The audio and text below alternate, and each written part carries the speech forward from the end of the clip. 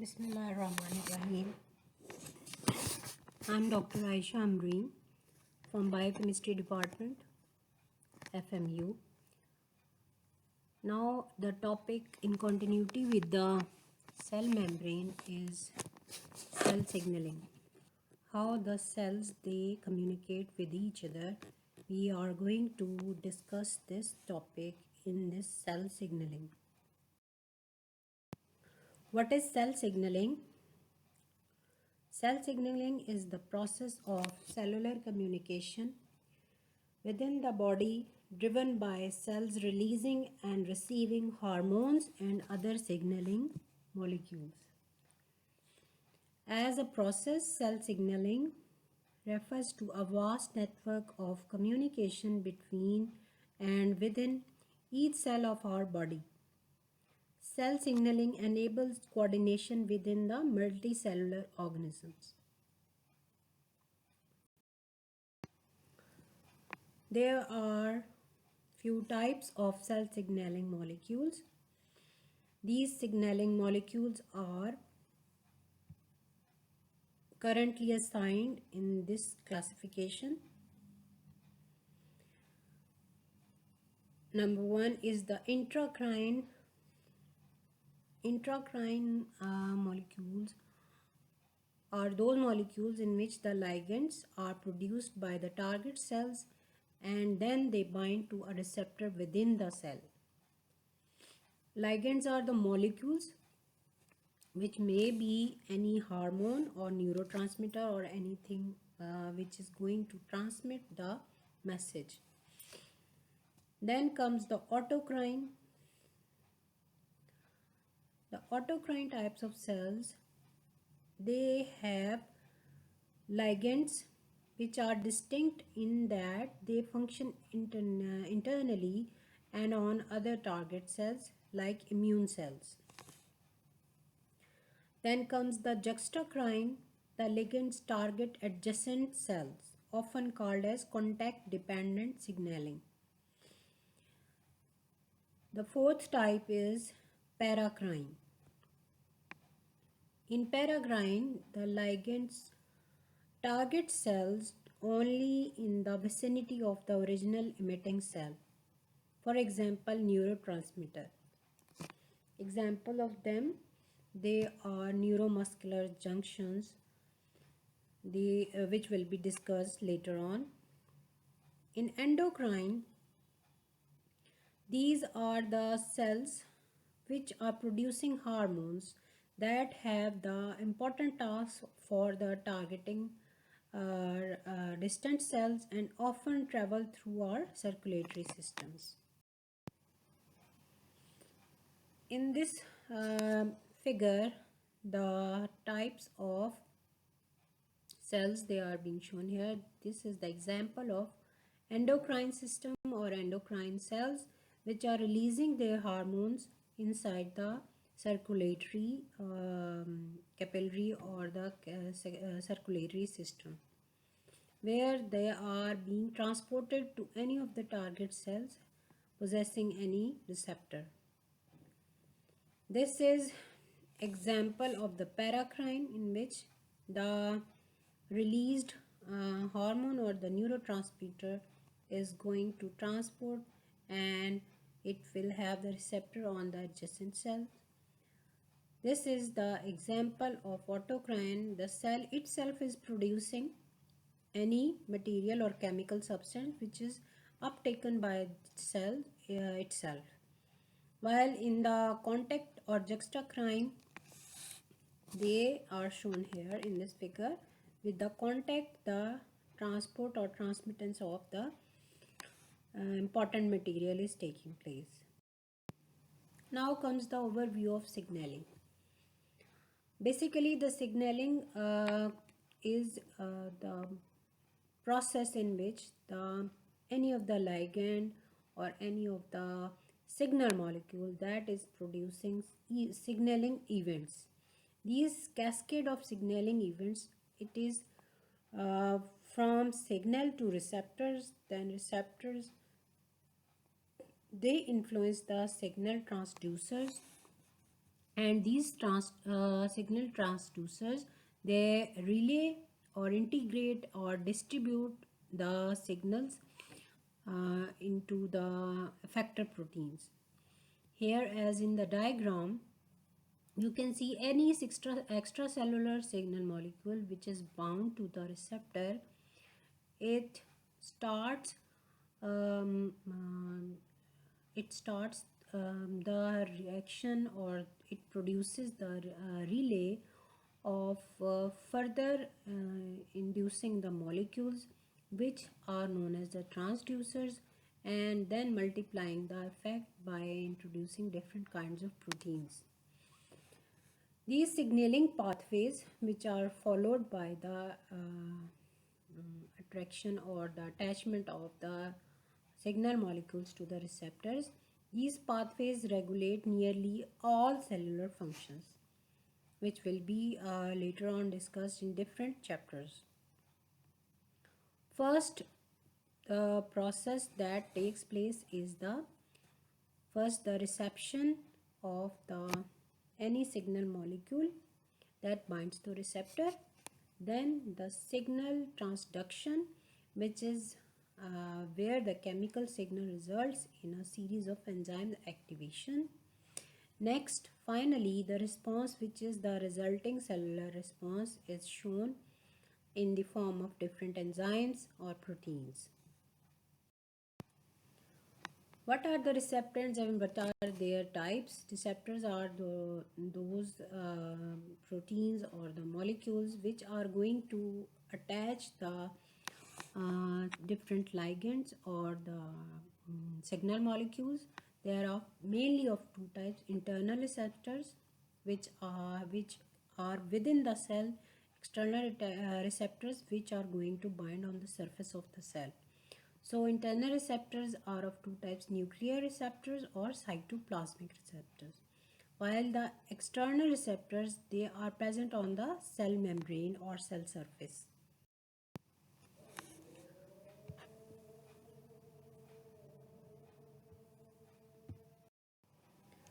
Now comes the classification of hormonal receptors.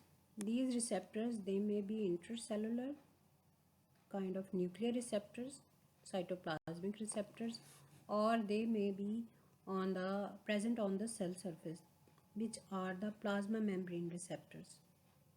So these are the examples in the hormone internal receptors.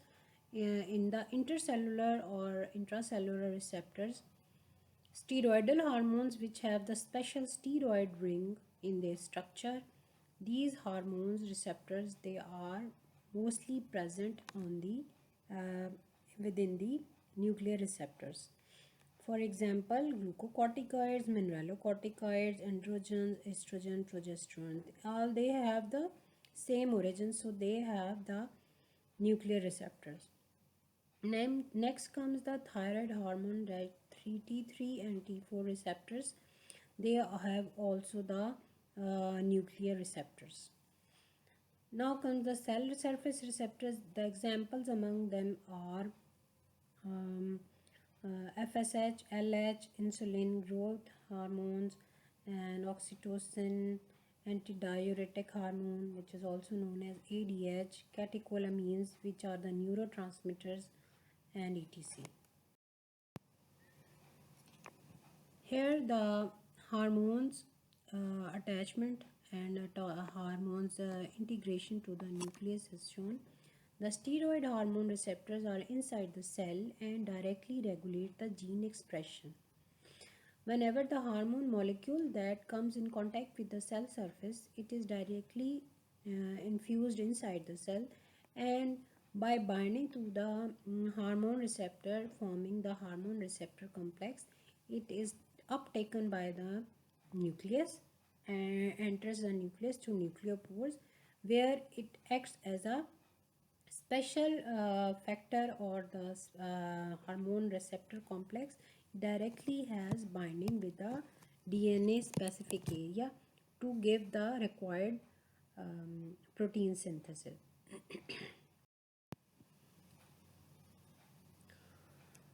The intracellular receptors like steroid hormones, thyroid hormones, retinol, and vitamin D. These are all the intracellular. These all molecules, they have intracellular receptors and bind hydrophobic hormones, which penetrate the plasma membrane easily because they have the hydrophobic nature. And those which are not hydrophobic, and they are not easily taken up by the cell membrane, they need some surface receptors. These are the examples of the hormones which are directly taken up by the nucleus or the inside the cell easily. Inside the cell, either in the cytoplasm or the nucleus, these intracellular receptors modulate transcription rate of the specific target genes to change level of cellular proteins. As these receptors, when they are bound to the specific hormone, or like vitamin D, retinol, or testosterone, whatever the ligand which is going to transport inside the nucleus and then bound to the DNA, it will give the transcription or produce the messenger RNA of that specific gene to give the specific cellular proteins. Like here, the ligand of a steroid hormone, any of the steroid hormone that is coming from outside the cell. This is the cell membrane, and then it is taken up by the nucleopore inside the nucleus, where here the nucleus has intracellular receptor already present in the nucleus.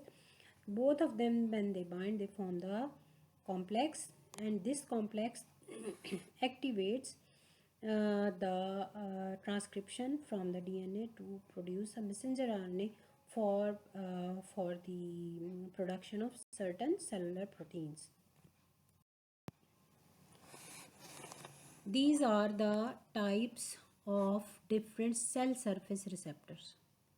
Number A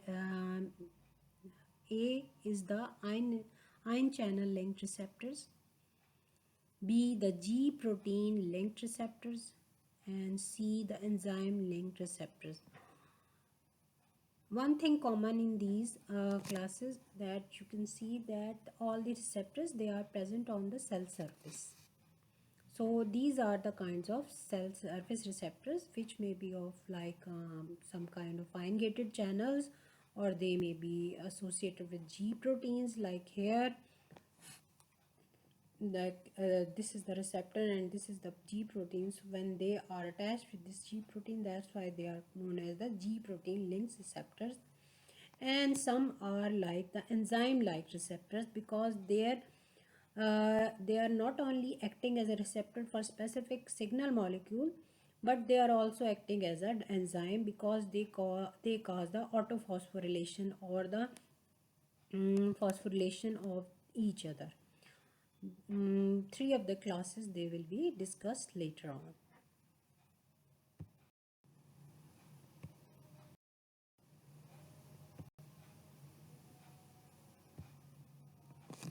It's Dr. Aisha here, and we are here again going to discuss about the cell signaling.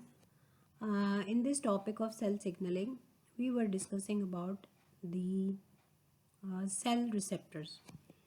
The intracellular or the nuclear receptors were discussed already. Now we were heading towards the cell surface receptors. In previous topic, the three classes of the cell surface receptors were discussed. These are the examples of the cell surface receptors, which are mostly present on the cell surface of all the body cells. A receptors, these are the receptors which have a specific binding site, and any chemical messenger binds to these receptors. A receptor that binds to a chemical messenger such as hormone, which is sent by other cells. Second, B, B is the enzyme type of receptors, and it has an enzyme that breaks down a chemical messenger and terminates its effects. These receptors, they are meant for the breakdown of that specific chemical messenger to produce the byproducts or to hydrolyze that signal molecule to give the certain required products. The C is the type of a channel. The channel type of receptors, they are the proteins that are constantly open and allow solutes to pass into or out of the cell. So basically all the receptors, they are the proteins. The production of these receptor proteins, their downstreaming, all is controlled by by the cell itself. So whenever the channels are required, they are being synthesized because they are also the proteins. And once the channel is controlled, if it is controlled by some ion, then it is known as the ion gated channel. In the case, you will discuss this case in case of sodium potassium pumps, where the ion gated channels are being involved. A gate that opens and closes to allow the solute through only at certain times. So whenever sodium potassium uh, pumps, they are being channelized according to the concentration of sodium or potassium, and accordingly they get open or being closed. E is the type or the kind of receptors. They are acting as a cell identity markers. um, I remember, if you have studied the cell membrane constitution, the constitutes of the cell membrane, it has some specific proteins which traverse the whole of the cell membrane. Among those cell membrane proteins, there are some glycoproteins which are acting as a marker for some um, you can say viruses to attack, so bacteria to attack. So these are cell identifying markers. A glycoprotein acting as a cell identity marker, distinguishing the body's own cells from the foreign cells.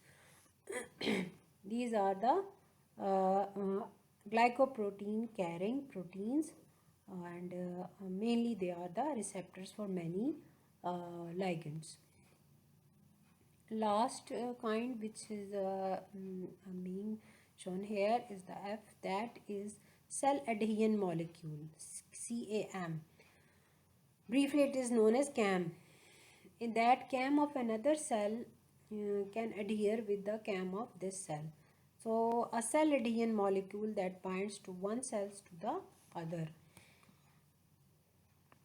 So these were the all types of you can say the types of receptors which are present on the cell surface, and these are the types that come under the heading of cell surface receptors.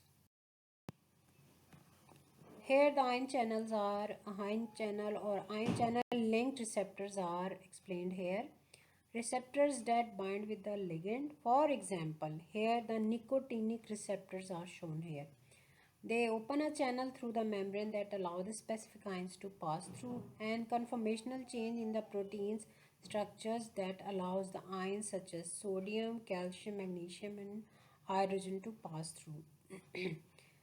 Here the different ions are shown, and through ion channel place. Now here comes the neuromuscular junction. In any kind of neuromuscular junction where the nerves, they are producing certain neurotransmitter, and which are taken up by the muscles, and then muscle contracts or relaxes. How it take place here, the nerve potential, we start from here, the nerve action potential.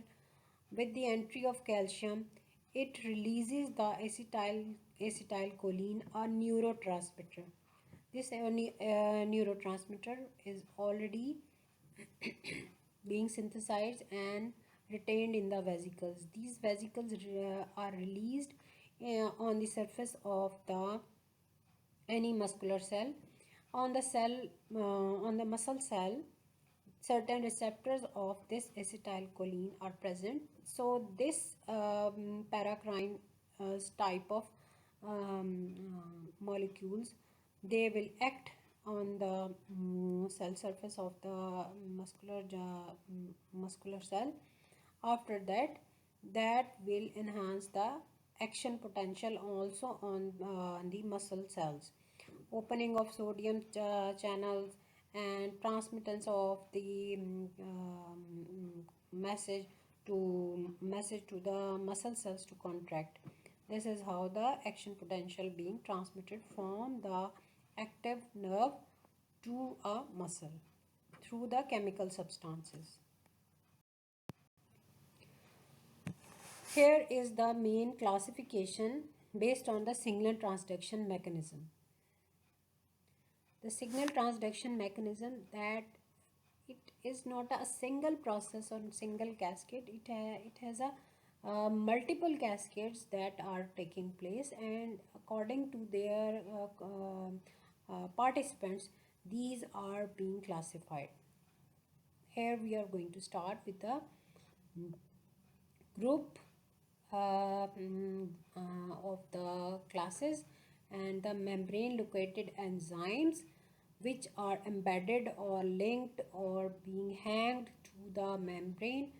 And secondly, these enzymes are going to produce a second messenger. First messenger, who was the first messenger? Any ligand, hormone or neurotransmitter was the first messenger.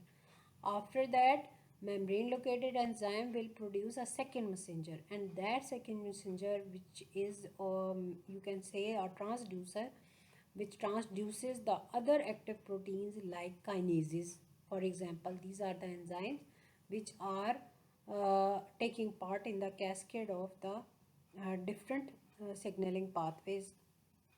So number one is that group of hormones enter the cell nucleus, where they bind to receptor or to on the DNA, where specific thyroid, TSE or steroid response elements are activated. The action of hormones is well studied in the previous lecture, while next group is group 2. Among the group 2A has the membrane located enzyme adenylyl cyclase. It is the A part of the second group, which has a membrane located enzyme adenylyl cyclase. As its name shows, it acts on the adenylyl part and converts it to cyclic compound like cyclic AMP, cyclic adenylyl monophosphate, cyclic AMP.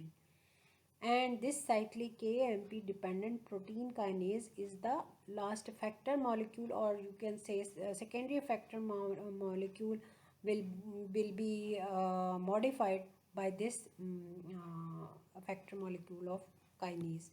When these cyclic AMP dependent protein kinases, they are being activated by cyclic AMP, they further relay the cascade to the next protein or next enzyme. Third among the group is the B group of the second group, or B class of the second group, that is guanylyl cyclase. As its name shows, it acts on the GTP or converts into cyclic GMP. Guanylyl cyclase, it cyclizes the GTP. Adenylyl cyclase cyclizes the ATP and forms a new structure, new chemical, that is cyclic GMP or cyclic AMP, depending on the its acting enzyme. Likewise, the cyclic AMP, cyclic GMP is also going to produce the protein kinase of cyclic GMP dependent. Third is the third or the C subclass of the second group is phospholipase C. As name shows, the phospholipase C It acts upon, basically the phospholipase C is the category of lipases. Lipases are those enzymes which are going to act on the lipid molecule and digest it. For example, here the phospholipase C has a specific acting site on the phospholipids and converts that specific lipid into diacylglycerol DAG and IP3 N-inositol triphosphate. And after producing these secondary messengers, as you see, these are two products of the phospholipase C. So both of them, they have separate cascades. They can produce enormous kinds of pathways or cascades. One of them is the activated by these two is protein kinase C. Other is called modulin dependent protein kinase, and much more. And the fourth